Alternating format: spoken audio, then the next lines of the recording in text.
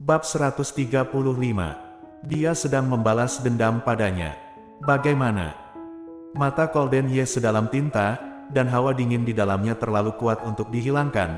Saat berbicara dengannya, rasa dingin di tubuhnya sudah sedikit meroket.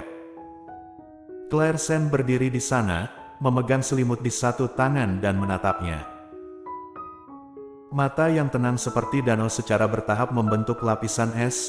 Setelah beberapa saat, Claire Sen melepaskan selimut dan mengembalikan selimut, dan berkata dengan suara rendah, "Tidak apa-apa, baguslah jika kamu bahagia." Setelah berbicara, dia berbalik dan berjalan menuju lantai yang dia pukul. Setelah memikirkannya, dia bangkit dan berjalan keluar lagi. Kolden Ye berdenyut-denyut dengan urat biru di dahinya begitu marah. Ketika Claire Sen pergi ke pelayan untuk meminta selimut, pelayan itu menunjukkan ekspresi tertekan. "Maaf, nona muda kedua, bukan karena kami tidak menyediakan selimut untukmu, tapi selimut hari ini sudah dicuci, dan semuanya basah sekarang, tidak bisa memberimu." Mendengar, Claire Sen sedikit mengernyit dan berkata, "Tidak ada juga di tempat tidur." Pelayan itu menggelengkan kepalanya pucat.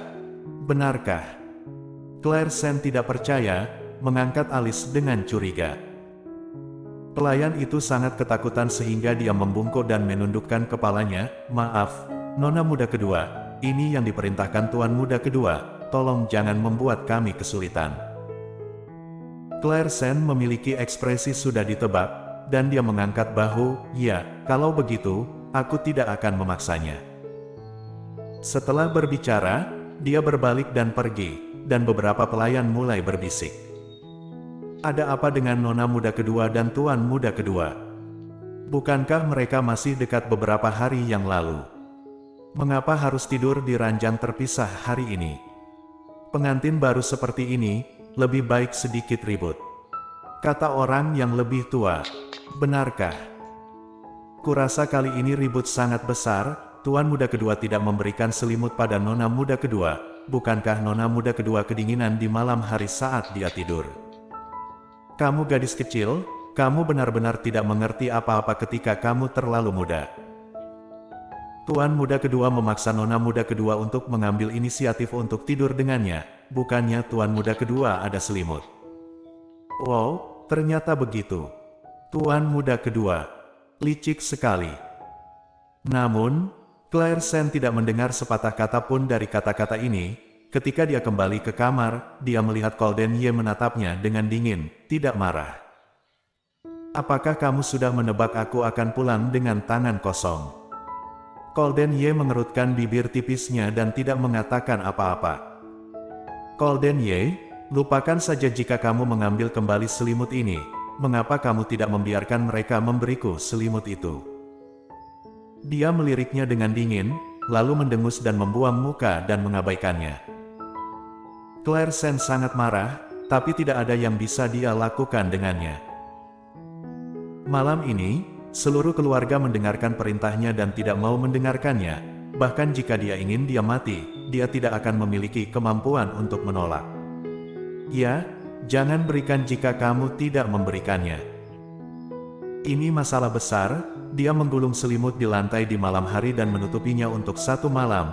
Ketika dia tiba besok pagi, dia akan membeli selimut baru sendiri segera setelah pulang kerja.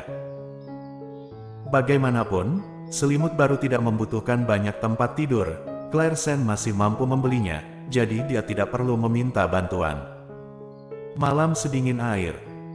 Hari-hari berlalu setiap hari, dan ini sudah musim gugur. Claire Sen tidur di lantai yang dia pukul, melipat separuh sisa selimut menjadi dua untuk menutupinya, dan dia mengenakan piyama yang lebih tebal sehingga dia tertidur dan tidak merasa terlalu kedinginan. Hanya saja tubuh tidak bisa meregang. Awalnya Claire Sen masih merasa terikat, tapi setelah terbiasa beberapa saat, dia tidak merasa begitu tidak nyaman. Dia menutup matanya dan segera tertidur. Apa yang tidak diketahui Claire Sen adalah bahwa setelah dia tertidur, sosok tinggi datang kepadanya, dan ketika dia mengetahui bahwa dia benar-benar tertidur, orang itu sedikit mencibir. "Benar-benar wanita bodoh, apakah kamu lebih suka tertidur seperti ini daripada menundukkan kepalamu kepadaku?" Meskipun itu adalah mimpi yang indah, tapi Claire Sen masih merasakan sakit punggung ketika dia bangun keesokan harinya. Tulang-tulang di seluruh tubuhnya tampak kaku, dan anggota tubuhnya hampir tidak bisa meregang. Dia meringkuk sepanjang malam dan hanya bisa bangun dan meregangkan tubuhnya. Melihat sepasang mata berwarna tinta secara tidak sengaja, Claire Sen segera menarik tangannya dan pergi ke kamar mandi untuk mencuci. Ketika dia kembali, Golden Ye tidak ada lagi di rumah. Claire Sen melihat kalender kecil dari tasnya, dan menyadari bahwa sudah hampir sebulan sejak dia datang ke kediaman Ye. Dan seiring berjalannya waktu, bayi dalam perutnya berusia 2 bulan, dan masih ada 5 bulan tersisa sebelum waktu yang mereka sepakati. Lewati saja, kata Claire Sen dalam hatinya. Segera setelah Claire Sen pergi bekerja, dia menerima pembicaraan resmi tentang kontrak dengan Hans Corp hari ini, dan pihak lain akan datang ke perusahaan secara langsung. Claire Sen merasa bahwa sebagai salah satu penanggung jawab proyek ini, dia menyiapkan banyak materi di pagi hari dan bersiap untuk menggunakannya nanti. Sampai dia menerima berita bahwa pihak lain telah tiba di lantai bawah, dan Claire Sen memegang dokumen dan bersiap untuk bangun. Golden Ye dan Arthur Xiao juga keluar dari kantor. Claire Sen tetap ingin bekerja sama, jadi dia hanya menunggu untuk dia. Siapa yang tahu keduanya berhenti ketika mereka datang kepadanya, dan kemudian Arthur Xiao berjalan ke Claire Sen. Asisten Sen, berikan padaku. Mendengarnya, Claire Sen tidak bisa menjawab sedikit pun, apa? Arthur Xiao berbicara dengan canggung, apakah kamu siap untuk bahan untuk proyek ini? Claire Sen mengangguk, baiklah, aku siap, ini. Dia membagikan informasi itu, tersenyum, aku akan menjelaskan kepada CEO Han nanti, seharusnya tidak ada masalah dengan kerja sama ini. Tidak perlu. Arthur Xiao terbatuk ringan dan merendahkan suaranya, kamu tidak perlu pergi ke pertemuan ini. Mendengar itu, Claire Sen sedikit tercengang, dan dia membeku di tempat. Tidak perlu pergi. Mengapa?